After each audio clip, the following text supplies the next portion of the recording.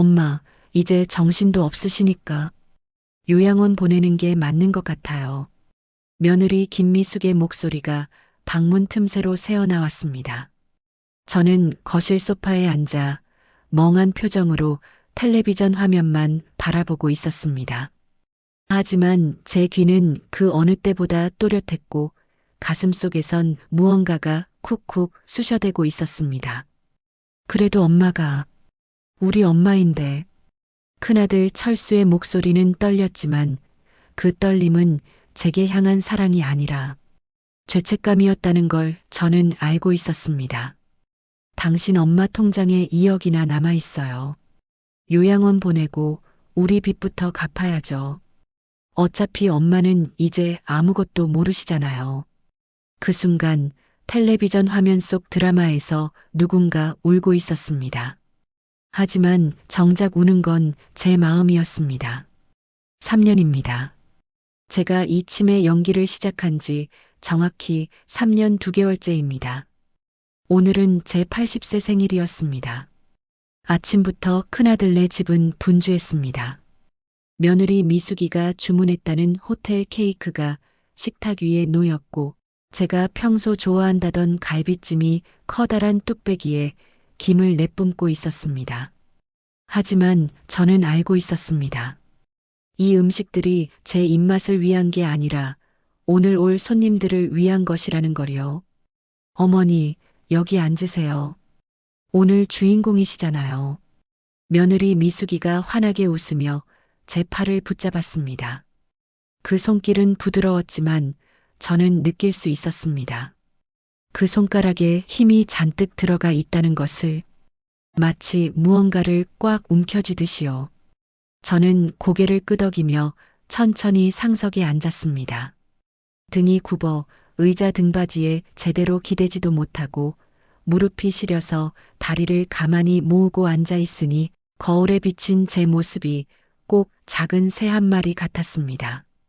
엄마, 오늘 기분 좋으시죠? 80세 생신인데.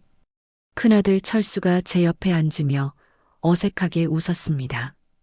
예전 같으면 제 손을 꼭 잡아주던 아들이었는데 오늘은 손을 잡는 대신 제 어깨를 툭툭 두드리기만 했습니다. 그 손길이 어쩐지 낯설게 느껴졌습니다. 좋아요. 저는 가늘게 대답했습니다. 목소리도 일부러 떨리게 내고 시선도 허공을 떠도는 듯 흐리멍덩하게 만들었습니다. 3년 동안 연습한 치매 환자의 표정이었습니다. 어머, 시어머니, 오늘 기분 좋으신가 봐요. 평소엔 말씀도 잘 안 하시는데. 며느리가 싱긋 웃으며 손님들에게 말했습니다. 그녀의 목소리는 밝았지만 저는 그 웃음 뒤에 숨은 안도감을 읽을 수 있었습니다. 역시 치매시네. 오늘도 아무것도 모르시네 하는 안도감이요. 하나, 둘, 손님들이 들어오기 시작했습니다. 둘째 아들 철민이가 흰 가운 위에 재킷을 걸친 채 허겁지겁 들어왔습니다. 어머니, 생신 축하드려요. 병원 수술 때문에 늦었네요. 그는 제 손을 잠깐 잡았다가 금방 놓았습니다. 5초도 안 되는 스킨십이었습니다. 저는 그의 손이 차갑다는 걸 느꼈습니다. 아니, 차가운 건 그의 손이 아니라 제 마음이었을지도 모릅니다. 막내딸 영희도 남편 아이들과 함께 왔습니다. 엄마, 오늘 되게 좋아 보이세요. 영희는 제 얼굴을 들여다보며 환하게 웃었지만 그 눈빛 어딘가에 불안함이 어려 있었습니다. 제가 요즘 이상하다는 소문을 큰오빠한테 들었을 겁니다. 하지만 영희는 묻지 않았습니다. 알고 싶지 않은 걸까요? 아니면 알기 두려운 걸까요? 식탁에 둘러앉은 가족들. 겉으로 보기엔 참 화목한 가족이었습니다. 케이크 초를 끄고 갈비찜을 나눠 먹고 손주들이 할머니 사랑해요 하고 외치면 모두가 박수를 쳤습니다. 하지만 저는 알고 있었습니다. 이 웃음 뒤에 숨은 균열들을요. 금이 간 일상 마이너스 며느리의 시선. 식사가 끝나고 설거지를 할 때였습니다. 저는 일부러 느리게 그릇을 씻었습니다. 손이 떨리는 척하며 그릇을 놓쳤다가 다시 짚고 수세미질도 엉성하게 했습니다. 어머니, 제가 할게요. 어머니는 좀 쉬세요. 며느리 미숙이가 제 손에서 그릇을 빼앗듯 가져갔습니다. 요즘 설거지도 제대로 못하시네. 이러다 그릇 다 깨시겠어. 그녀의 목소리는 작았지만 저는 또렷이 들었습니다. 저는 아무 말 없이 물기 묻은 손을 앞치마에 닦으며 거실로 나왔습니다. 소파에 앉아 텔레비전을 켰습니다. 화면에선 뉴스가 나오고 있었지만 제 눈은 거실 구석 장롱을 향하고 있었습니다. 저 장롱 맨 위 서랍에 제 통장과 도장이 들어있는 빨간 보자기가 있습니다. 아니, 있었습니다. 3개월 전까지만 해도요. 지금은 그 자리가 텅 비어 있다는 걸 저는 알고 있습니다. 철수야, 내가 가져갔구나. 마음속으로 중얼거렸지만 제 얼굴 표정은 변하지 않았습니다. 그저 멍하니 텔레비전 화면만 바라볼 뿐이었습니다. 밤의 대화 마이너스 방문 틈으로 새어나온 진실. 밤 9시쯤이었을 겁니다. 손님들이 모두 돌아가고 저는 제 방으로 들어가 누웠습니다. 하지만 잠을 청하지 않았습니다. 귀를 세우고 거실에서 들리는 아들 내외의 대화를 기다렸습니다. 그들은 언제나 밤 9시 넘으면 진짜 이야기를 나눴으니까요. 오늘 생신잔치 비용만 80만 원 나갔어요. 케이크, 음식 다 합쳐서. 며느리의 목소리가 들렸습니다. 그래도 엄마 생신인데 뭐. 그 정도는. 그 정도요? 우리 빚이 얼마인데요? 당신 사업 망해서 생긴 빚 3천만 원에 대출 이자만 매달 100만 원이에요. 목소리가 점점 날카로워졌습니다. 저는 이불을 턱까지 끌어올렸습니다. 몸은 따뜻했지만 가슴 한가운데는 얼음장처럼 차가웠습니다. 알아. 나도 알아. 그래서 내가 매일 아르바이트까지 하잖아. 그걸로 되겠어요? 어머니 통장에 2억이 남아있다고요. 정기예금까지 합치면 5억이에요. 5억. 5억. 그 숫자가 공기를 가르며 제 귀에 꽂혔습니다. 평생 모은 돈이었습니다. 남편이 돌아가시고 새벽 4시에 일어나 시장에서 식재료를 사고 하루 종일 식당에서 손님들 밥을 퍼주며 모은 돈이었습니다. 손에 화상을 입어도 허리가 끊어지게 아파도 단 하루도 쉬지 않고 모은 돈이었습니다. 그 돈을 모은 이유는 단 하나였습니다. 내 자식들 편하게 살라고. 하지만 지금 그들이 나누는 대화는 제 헌신이 아니라 얼마나 빨리 가져갈까에 대한 것이었습니다. 어머니가 언제까지 사실지도 모르잖아요. 치매는 점점 심해지고 나중엔 우리도 못 알아보실 거예요. 며느리의 목소리는 냉정했습니다. 그러니까 지금 서둘러야 해요.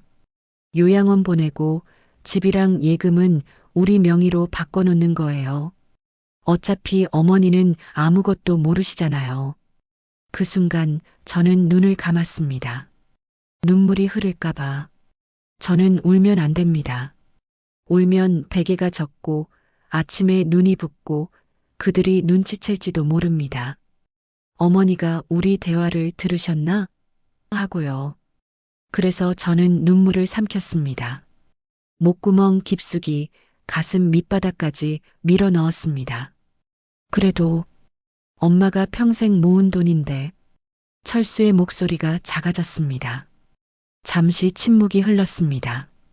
당신 엄마 사랑하는 거 나도 알아요.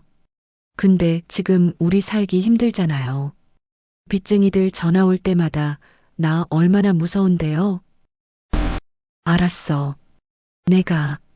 내가 알아서 할게. 언제요?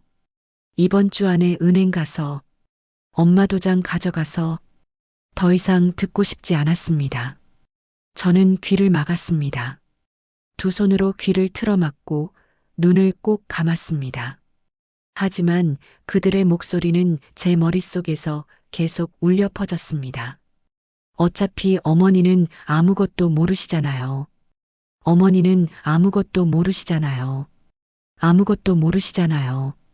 3년 전, 정확히는 3년 2개월 전이었습니다. 그날도 이렇게 밤이었습니다. 저는 큰아들네 집 작은 방에서 지내고 있었습니다. 제 집을 팔고 큰아들네로 들어온 지 1년쯤 되었을 때였죠. 며느리가 어머니 혼자 사시면 위험하다고 해서 철수도 엄마, 우리랑 같이 살아요라고 해서 결정한 일이었습니다. 그때까지만 해도 저는 믿었습니다. 내 자식들이 날 사랑하는구나. 늙은 엄마 걱정해 주는구나. 하지만 그날 밤 우연히 들은 대화가 모든 걸 바꿔놓았습니다. 엄마 집 판 돈 1억 5천 다 어머니 통장에 들어갔죠? 며느리의 목소리였습니다. 응, 엄마가 나중에 쓰시라고. 나중에요? 어머니 연세가 벌써 77세예요. 솔직히 얼마나 더 사실지도 모르잖아요. 그 말에 저는 숨이 멎었습니다. 그래도 그건 엄마 돈이잖아. 우리 돈이에요. 우리가 나중에 물려받을 돈이잖아요. 근데 어머니가 요양병원이라도 가시면 그 돈 다 병원비로 나가요. 그럼 어쩌라고. 지금부터 조금씩 빼돌려 놓는 거예요. 어머니 모르게. 나중에 어머니 정신 없으시면 그땐 더 쉬워질 거고요. 그날 밤 저는 새벽까지 잠을 이루지 못했습니다. 가슴이 너무 아파서 숨을 쉴 수가 없었습니다. 내가 내 자식한테 짐이구나. 내가 오래 살면 그들한테 방해가 되는구나. 평생 자식 위에 살았는데 제가 받은 건 빨리 돌아가시길 바라는 마음이었습니다. 그 다음 날 아침 저는 결심했습니다. 지켜보자. 끝까지 지켜보자. 얼마나 더 배신할 수 있는지 내 눈으로 직접 보자. 그리고 그날부터 저는 치매 연기를 시작했습니다. 처음엔 작은 실수였습니다. 설탕통에 소금을 넣는다든지 방금 밥 먹었는데 밥 먹었어요? 라고 묻는다든지 며느리의 얼굴에 스치는 안도감을 저는 놓치지 않았습니다. 어머니, 요즘 깜빡깜빡 하시네요? 그래요? 나이가 드니까. 혹시 병원 한번 가보실래요? 치매 검사 같은 거. 저는 고개를 저었습니다. 괜찮아요. 그냥 나이 들어서 그래요. 하지만 속으로는 생각했습니다. 병원은 안 가. 진짜 치매 진단 받으면 그땐 정말 끝이니까. 나는 멀쩡해. 누구보다 정신 똑똑해. 단지 연기를 하는 것뿐이야. 그렇게 3년이 흘렀습니다. 저는 점점 더 능숙한 치매 환자가 되어갔습니다. 약 먹는 시간을 잊어버린 척, 손주 이름을 헷갈리는 척, 길을 잃어버려 경찰서까지 간 척. 그럴 때마다 며느리의 얼굴은 밝아졌고 아들의 얼굴은 어두워졌습니다. 하지만 결국 아들은 아내 편을 들었습니다. 그리고 오늘 제 80세 생일날 그들은 제 앞에서 요양원과 재산을 이야기했습니다. 손님들이 다 가고 아들 내외의 대화도 끝났습니다. 저는 조용히 방문을 열고 거실로 나왔습니다. 시계는 밤 11시를 가리키고 있었습니다. 거실은 어둡고 고요했습니다. 저는 장롱 앞에 섰습니다. 천천히 맨 위 서랍을 열었습니다. 빨간 보자기가 있던 자리, 텅 비어 있었습니다. 예상했던 일이지만 막상 그 빈자리를 보니 가슴 한편이 무너지는 것 같았습니다. 저는 빈 서랍을 한참 동안 들여다봤습니다. 철수야, 넌 언제부터 이랬니? 엄마가 널 키울 때 넌 착한 아이였는데 밤늦게까지 공부하는 내 책상 옆에 우유 갖다 놓으면 엄마 고마워요 하던 내가 언제부터 엄마 돈을 훔치는 아들이 됐니? 하지만 제 얼굴에선 눈물 한 방울 흐르지 않았습니다. 3년 동안 너무 많이 울어서 이제 눈물도 마른 걸까요? 아니면 제 마음이 돌처럼 굳어버린 걸까요? 저는 서랍을 닫고 제 방으로 돌아왔습니다. 침대 밑을 들여다봤습니다. 낡은 가방 하나가 보였습니다. 저는 그 가방을 꺼내 열었습니다. 안에는 작은 수첩 한 권과 오래된 녹음기 한 대가 들어 있었습니다. 수첩을 펼쳤습니다. 3년 동안 제가 기록한 것들이었습니다. 2022년 5월 3일, 며느리가 내 방 서랍을 뒤지는 걸 봤다. 통장 번호를 메모하는 것 같았다. 2022년 8월 17일, 철수가 내 도장을 몰래 가져갔다. 다음 날 돌려놓긴 했지만 은행에 다녀온 것 같다. 2023년 2월 9일, 정기예금 1억이 해지됐다. 내가 한 적 없는데. 2024년 6월 20일, 집 등기부등본에 근저당이 설정돼 있다. 내가 빚을 진 적 없는데. 빼곡한 기록들. 저는 이 수첩을 덮고 다시 가방 속에 넣었습니다. 그리고 창문을 열었습니다. 밤바람이 들어왔습니다. 차가웠습니다. 하지만 제 가슴보다는 따뜻했습니다. 결심 마이너스 끝까지 지켜보리라. 창밖을 바라보며 저는 중얼거렸습니다. 얼마나 더 견뎌야 할까? 하지만 곧 고개를 저었습니다. 아니야. 나는 견디는 게 아니야. 나는 지켜보는 거야. 내 자식이 얼마나 더 타락할 수 있는지, 며느리가 얼마나 더 탐욕스러워질 수 있는지, 그리고 둘째와 막내는 얼마나 오래 방관할 수 있는지. 저는 창문을 닫았습니다. 침대에 누웠습니다. 천장을 바라봤습니다. 천장에는 작은 물 얼룩이 있었습니다. 오래전 비가 셀 때 생긴 얼룩인데 며느리는 나중에 고치겠다고 하고선 3년째 그대로 두었습니다. 나도 저 얼룩 같구나. 이 집에서 아무도 신경 쓰지 않는 존재. 하지만 저는 알고 있습니다. 작은 얼룩도 오래 방치하면 결국 천장을 무너뜨린다는 것을. 그리고 저 역시 언젠가는 이 거짓의 집을 무너뜨릴 거라는 것을. 조금만 더. 저는 속삭였습니다. 조금만 더 기다려보자. 확실한 증거를 더 모으고 그들이 스스로 무덤을 파도록. 그리고 그때 저는 눈을 감았습니다. 그때 보여주마. 80세 노모가 얼마나 무섭고 지혜로운지. 밤은 깊어갔습니다. 하지만 제 마음속에선 어떤 계획이 조용히 싹트고 있었습니다. 내일 아침이 되면 저는 다시 멍한 표정으로 거실에 앉아 있을 것입니다. 며느리가 어머니, 아침 드셨어요? 라고 물으면 응? 하고 어리둥절한 얼굴을 할 것입니다. 그리고 그들은 안심할 것입니다. 역시 어머니는 아무것도 모르시네. 하지만 그들은 모릅니다. 제가 모든 걸 보고 있다는 것을, 모든 걸 기억하고 있다는 것을, 그리고 모든 걸 갚아줄 준비를 하고 있다는 것을. 새벽 4시, 저는 잠에서 깼습니다. 평생 새벽 4시에 일어나 일했던 습관은 80세가 된 지금도 여전했습니다. 조용히 일어나 부엌으로 갔습니다. 냉장고를 열고 물을 한 잔 따랐습니다. 그리고 싱크대 옆에 놓인 작은 달력을 봤습니다. 오늘 날짜에 동그라미가 쳐져 있었습니다. 제가 어젯밤에 그린 것입니다. 2025년 10월 6일 마이너스 80세 생일. 그 밑에 작은 글씨로 이렇게 적혀 있었습니다. 3년 2개월째. 계속 관찰. 저는 물을 한 모금 마셨습니다. 차가운 물이 목구멍을 타고 내려갔습니다. 그리고 다시 제 방으로 돌아왔습니다. 침대 밑 가방을 꺼내 수첩 맨 뒷장을 펼쳤습니다. 거기엔 이런 메모가 있었습니다. 최종 목표, 마이너스 모든 증거 수집 완료, 마이너스 법적 대응 준비, 마이너스 하지만, 마지막 기회는 준다. 마이너스 진심으로 뉘우치면 용서할 수 있다. 마이너스 나는 복수가 아니라 진실을 원한다. 저는 수첩을 덮었습니다. 그리고 창밖을 봤습니다. 동쪽 하늘이 조금씩 밝아오고 있었습니다. 새로운 하루가 시작되고 있었습니다.